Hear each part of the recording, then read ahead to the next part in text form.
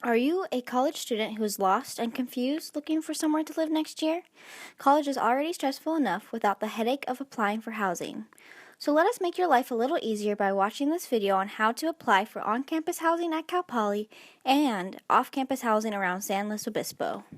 In this video, we are going to discuss the housing options, compare housing for on and off campus, and the procedure for how to apply for both.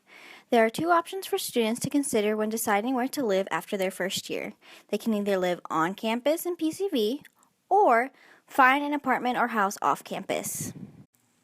When comparing on and off-campus housing, we have to look at the pros and cons of each. Below, we have listed some pros to living on campus, including a quick and easy commute to class and utilities being provided. Now let's look at some of the cons to living on campus. Below are some important cons to consider, including the strict move-in dates and move-out deadlines. Now that we've looked at the pros and cons of living on campus in PCV, let's compare them to the pros and cons for living off campus. An important pro to living off campus is that, depending on where you live, it usually tends to be about $100 to $200 cheaper than living on campus. Even though living off campus has its perks, it also has some negative aspects. The most important cons to consider include the daily commute to class and having to pay the lease during the summer months. However, it is very common for many college students to sublease in the summer. After going over the pros and cons and you decide to live on campus, there are two options for on-campus housing, which is to be an RA or live in PCV.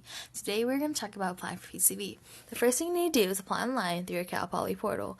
Click on the housing tab in your portal to access the online application, which comes out around late January, early February.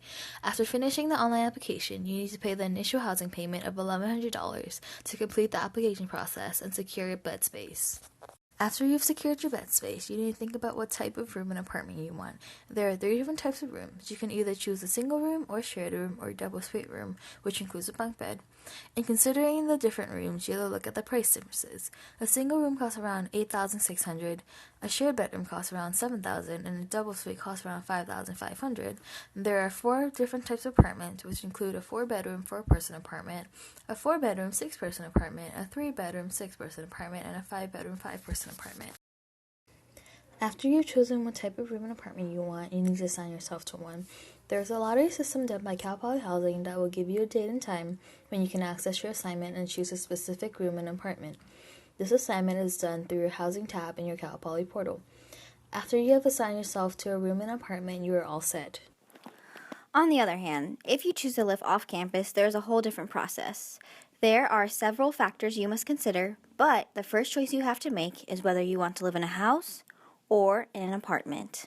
Generally, with living in a house, parking will be more reliable, there is more space available, and there is more privacy from your neighbors. However, there are many pros to living in an apartment, such as prime locations, not dealing with a landlord, and very low maintenance. Now probably the most important aspect to consider when trying to live off campus is this list. There are many things you need to consider in order to hopefully get an apartment or house that is perfect for you. Some of the few important ones are the number of bedrooms and how far it is from campus. Timing when applying for off-campus housing is key to whether or not you get what you want. When applying for a house, it is best to start looking and talking to people around December of your freshman year. Sometimes, landlords won't accept applications that early, but it's better to get in contact with them early on so they at least know who you are. It is also very possible to get a house passed down to you from previous tenants.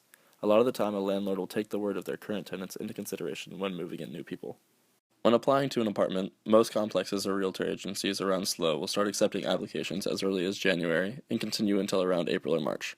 It is the best idea to apply as soon as possible to better your chances of getting a specific type of apartment or even getting into a complex in general. When it comes to actually applying for a house or apartment, there are 2 paths which you can take: applying via a realtor or an independent tenant. Applying through a realtor can be very simple. Farrell Smith is a very prominent realtor in the San Luis area and will be a great resource for looking for places to rent. Simply go to their website and find where they list their rentals. From there, it is a matter of looking at what places are available and if any of them fit your preferences. After you have chosen a place, you have to go to the realtor office and get an application to fill out. This is specifically how Farrell Smith does it, and that may differ between different realtors. Applying to an individual tenant can be easier or harder depending on the tenant. Most often, the application will have to be done by hand and turned into the tenant themselves. Beyond that, they may or may not let you see the house you're applying to, and finding them can be even more difficult. There are many property search engines online that aid in the advertising of individual tenants' houses. Say you find two perfect places to live after taking into consideration the long list from before, and it is time to apply. One of the places is rented out by a realtor company, and the other was someone renting out a place on their own. You must think about what each situation will offer to you. Realtors are known to be more professional since the company's name is at stake, whereas a random citizen looking to rent out their extra apartment may not have as much experience or professionalism. It is also very important that you safely and thoroughly check out any offer that is coming from a citizen. Finding a place to live from Craigslist or a flyer on the street can be sketchy and could result in you being scammed out of money. It is best to meet with the person beforehand and make sure any documents they are giving you are legal and safe.